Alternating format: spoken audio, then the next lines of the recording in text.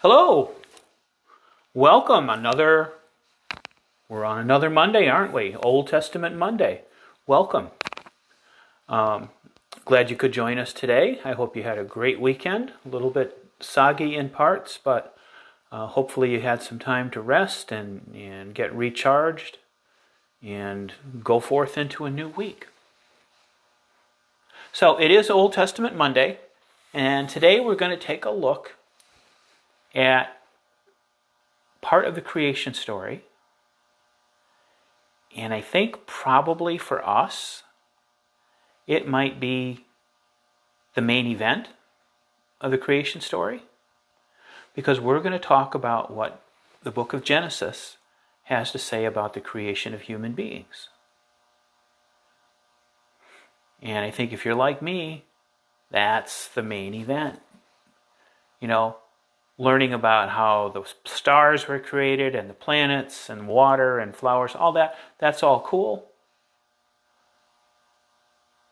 But what about me? Where did I come from? How did I get here? How did humanity get here? And maybe the better question is why?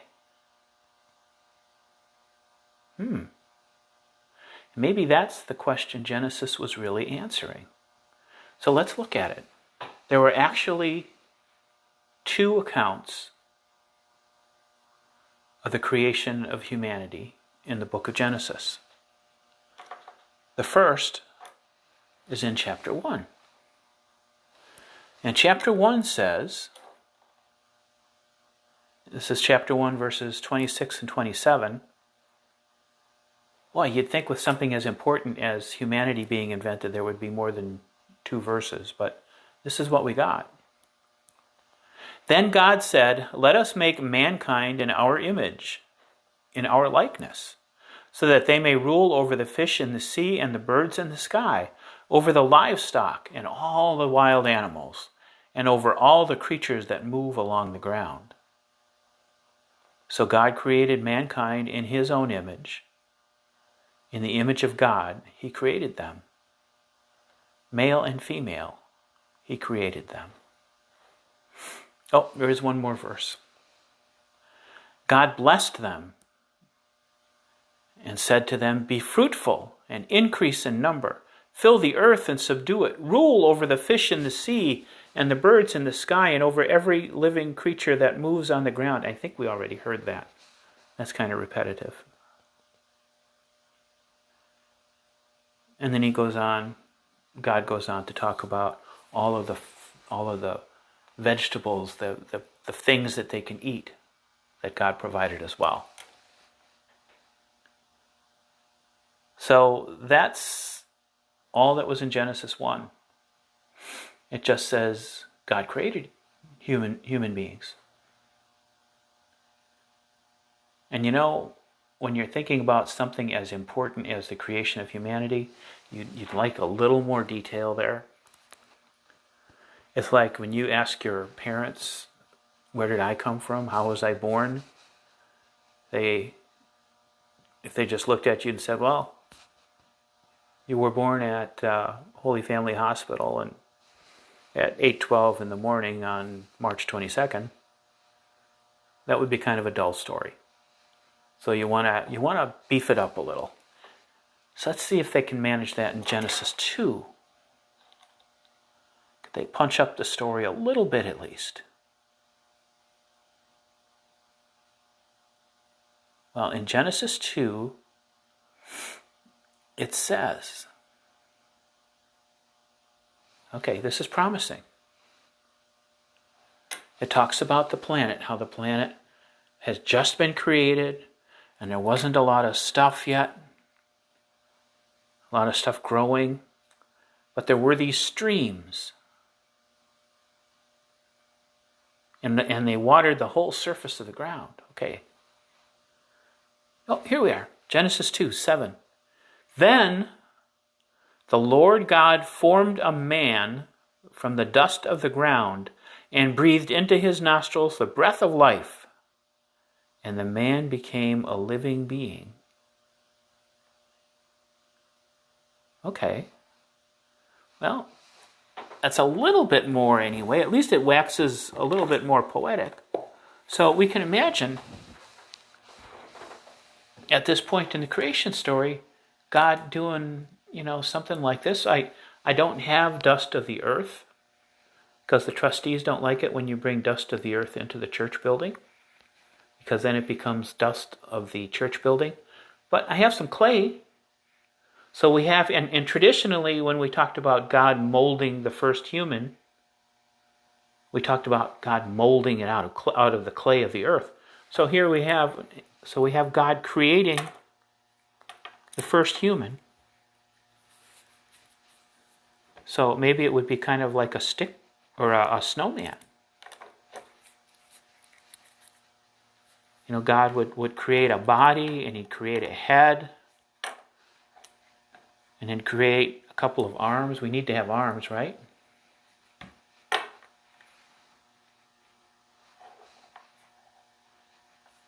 Okay, if I created man, wouldn't be that impressive.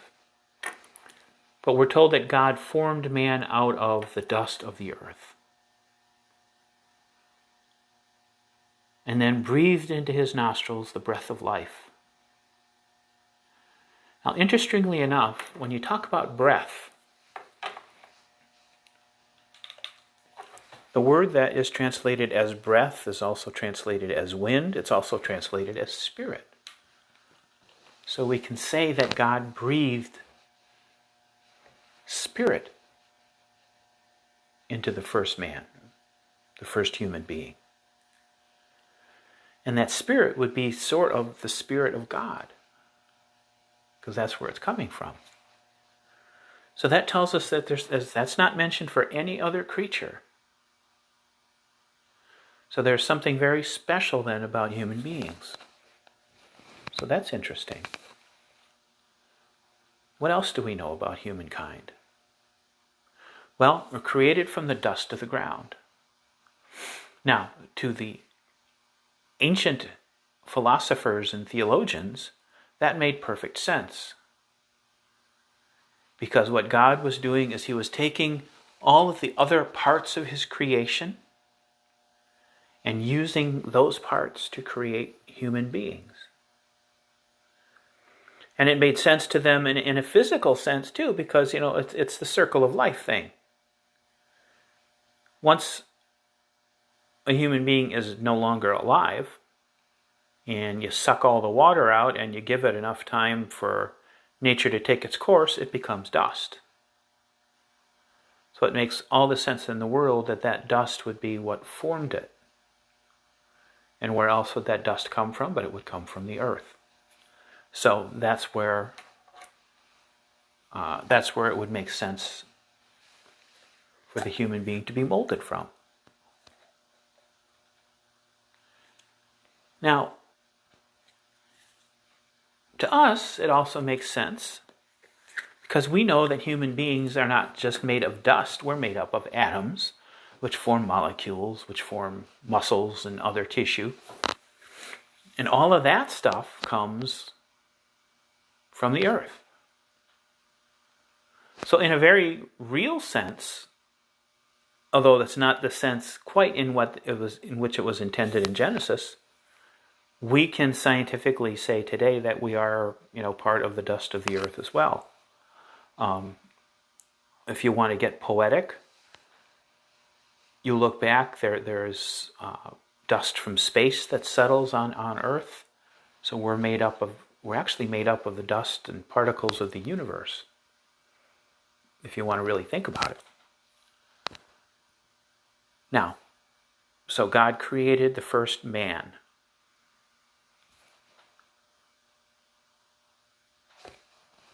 At the same time, God created this wonderful garden in an area called Eden. And all kinds of trees grew out of the ground. Trees that looked nice, trees that had fruit that were good to eat, trees that smelled good. I mean, it was a paradise. And it was fed by 4 rivers. And it was beautiful place. And God took man, Genesis tells us, Genesis 2, God took man and put him in the Garden of Eden to work it and take care of it. Now that's significant, because here man acquires his purpose.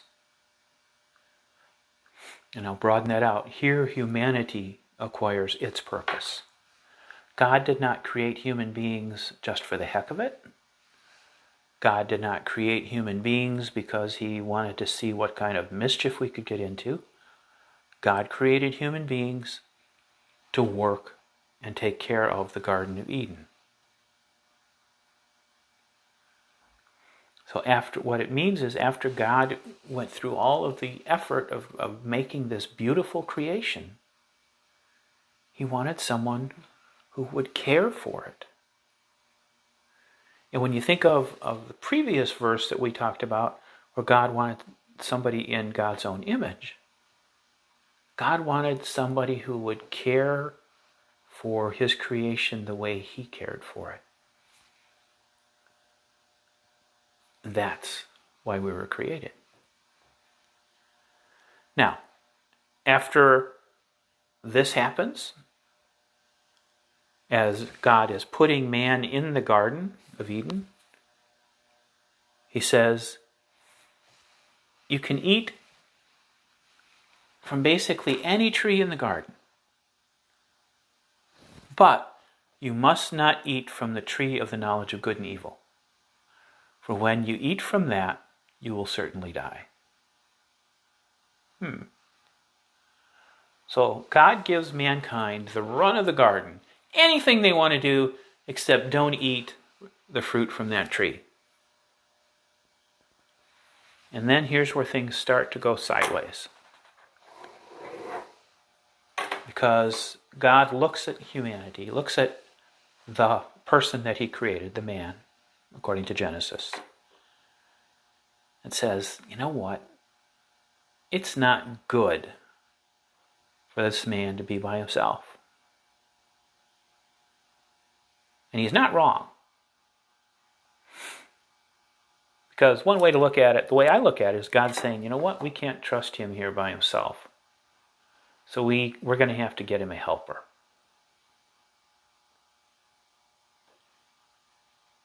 Now, God forms out of the ground all of the different wild animals and birds. So first thought is, hey, I've got these guys. Maybe they can help. And God brings each of these animals and birds and creatures before the man, Adam.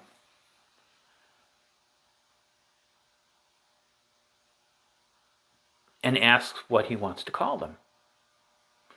And Adam, somehow or other, intuitively or however he does it, God names all creatures. This is significant because in ancient times, philosophers and theologians thought that something didn't really exist until it had a purpose. I know, kind of a weird way to look at it. And it had a purpose once it was named. So what this part of Genesis is telling us is that mankind, Adam, named these creatures and thereby gave them purpose. But still none of them was quite what God thought man needed.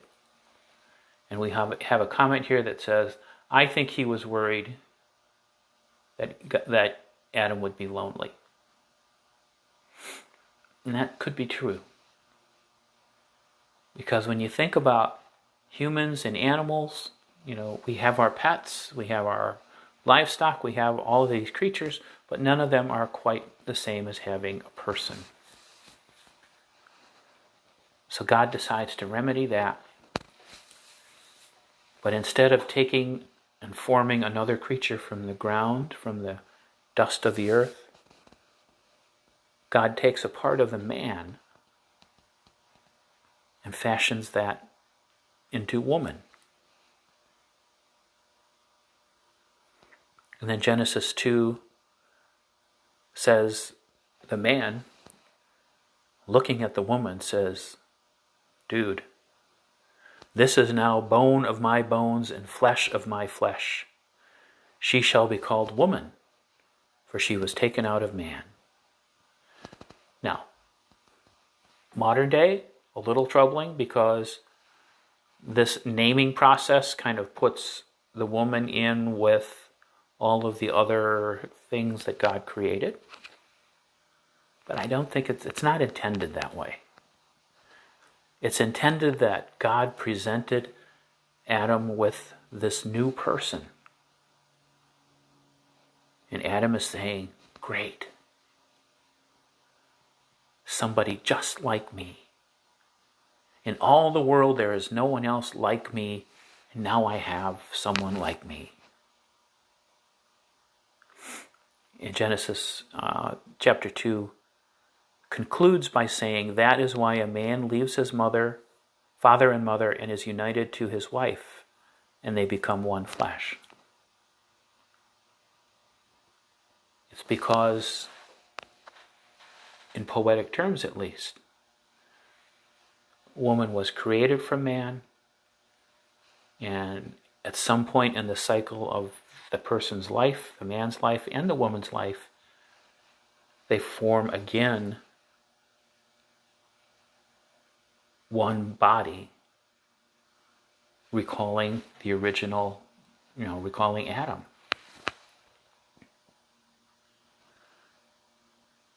And mankind now has a helper.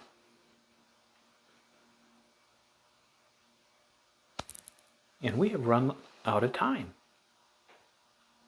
But now we have Adam, we have the woman who was called Eve, created by God, specially created by God, for a special purpose, which is to care for God's creation. What do you think would happen next? We'll find out next Monday, on Old Testament Monday.